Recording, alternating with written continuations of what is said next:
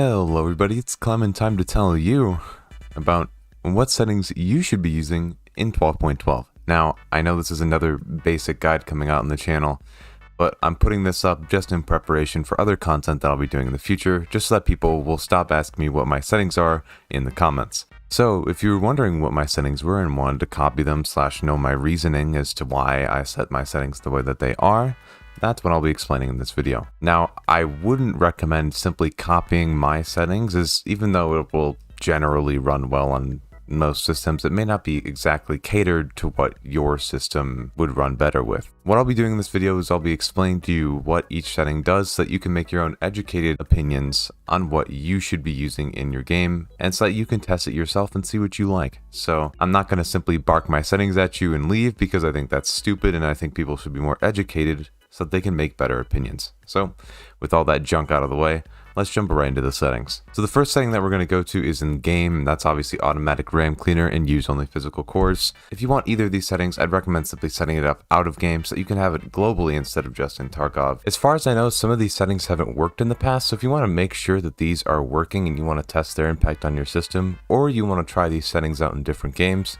check the video description. I'll have links to 2 videos that I've made that go through how to put use only physical cores and automatic RAM cleaner as a global setting, linked in the description. Jumping over to graphics, as far as screen resolution, aspect ratio, and screen mode go, full screen will get you the best performance overall, but if you like to tab out a lot more, or you have multiple monitors, I'd recommend running borderless and not full screen. But really, I have not seen in most games that I run that full screen or differing screen resolutions offers too much of a performance impact, and since we're playing a competitive shooter, I wouldn't recommend turning down screen resolution until you absolutely have to, and if you do want to turn that down, then I'd recommend using NVIDIA's image scaling or another image upscaler to make your competitive disadvantage as low as possible, because having less pixels on your screen means you won't be able to spot PMCs as quickly. Just keep that in mind if you're going to be changing that setting. Now, if you're using VSync, just keep in mind that there'll be an added frame of latency to your game when you're using VSync, but if you have really bad screen tearing,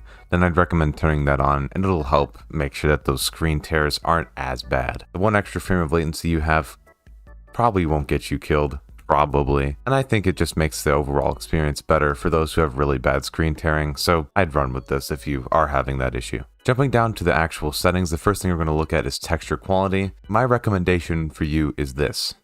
I'd run it high only if you're playing at 1440p or higher. I don't think high is even worth it for those who are running at 1080p. If you're running 1080p, just use medium. The performance gain that you'll get from that is going to help you out a lot. And if you're actually having a lot of issues running the game, putting it on low will help you out even more than medium will. Small editor's note, if you can handle high textures and you're running 1080p and you see no difference in performance, then go with high, because the game looks fucking great. But if you still need that performance, then follow what I said there. Now, texture quality is affected by the MIP Streaming feature, which I'll get to at the end of the video. But if you think that low isn't low enough, then I'd recommend checking out MIP Streaming. But again, more of that at the end of the video. Next, we're going to talk about shadows quality. Now, I'd run this at low all the time, as it makes seeing things at further distances easier, or even closer distances. But if you are CPU bottlenecked, it might be a good idea to put this on medium. Now, I can't test this myself, as I have a heavily GPU bottlenecked system, so I can't actually see if this has a performance impact. But if you do have a CPU bottlenecked system, I'd recommend setting shadows to medium, testing it out, and then leaving a comment below to see if it actually does make your game run better. I'm actually very interested to see if that's simply a rumor or if that's actually true. So if anybody can help with that, put it down in the comments below. As you can see on screen, object LOD quality controls how detailed things are the further they get away from you. I wouldn't recommend having this above 2.5. I'd put it at 2.5 if you want a little extra quality at further distances, but if you don't care about that at all, simply leave it to 2 and move on. You'll get a little bit extra FPS out of that anyway. As you can see with the test that I did on screen, overall visibility really will only affect you past 1500 if you're doing massive 400 meter plus shots. I would never recommend putting this above 1500, and 1000 is the sweet spot for me because I don't get too much pop in, and if I'm shooting at longer ranges, most of the time I have a scope, in which case the objects render through the scope anyway. If you're really struggling for performance, you can set this down to 400, but keep in mind that you'll be experiencing a lot of pop in, especially at close range. So I would recommend keeping this at 1000 for quality of life, but if you really need it, bump it down all the way to 400. Now for anti-aliasing, as you can see on screen, there is a huge difference between these options. I would not recommend going below TAA unless you are really struggling for performance, as TAA does have a slight impact on your GPU's performance.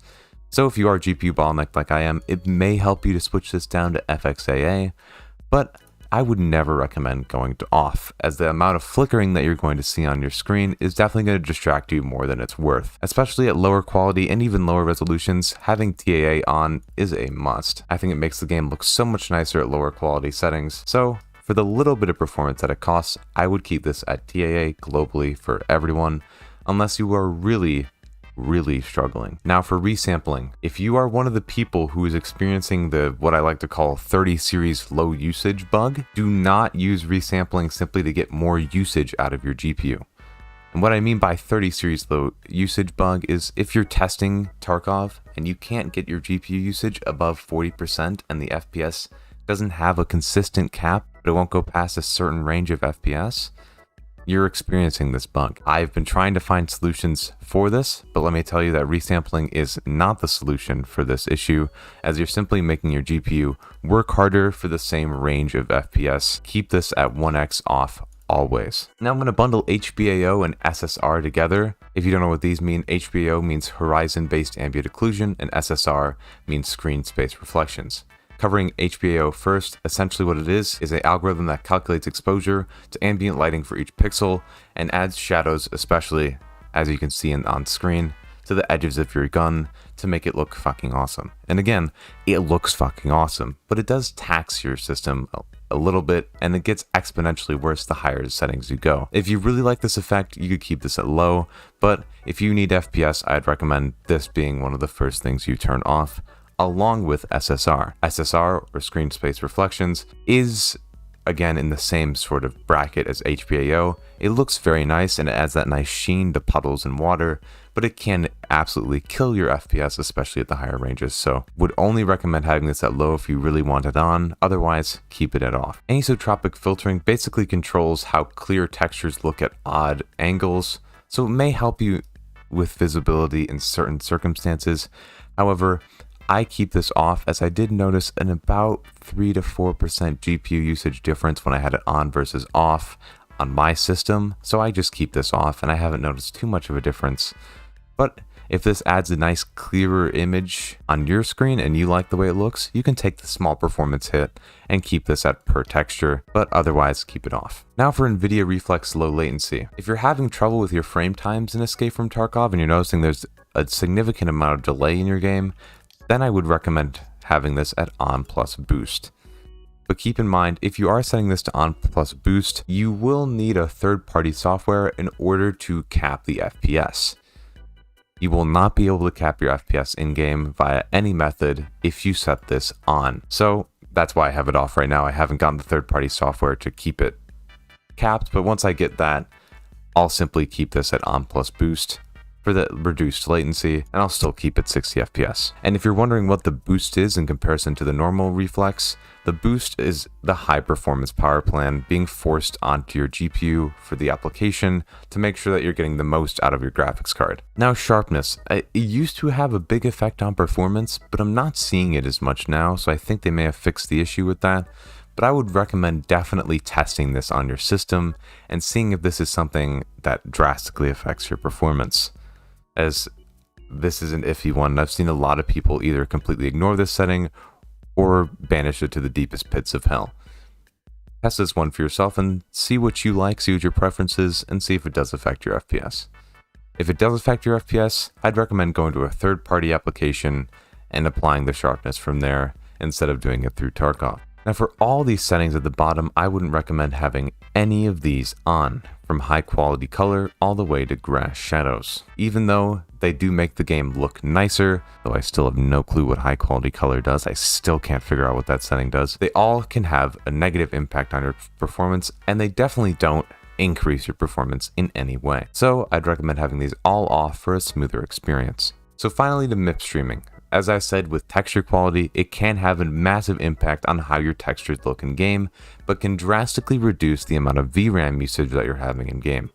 I did a video on this, testing this specific feature to see its improvement to VRAM usage across several different maps, so if you want to check out that video and see my detailed thoughts on the setting, that'll also be linked in description or in your end card. If you notice that your VRAM is bottling out in Escape from Tarkov, I'd turn this on and see if you can handle how shitty the game looks, and if you can, then you've solved that issue. But with all that out of the way, as you guys can see, these are my settings for Escape from Tarkov. Before I end this video, I just want to reiterate that you should test these settings yourself.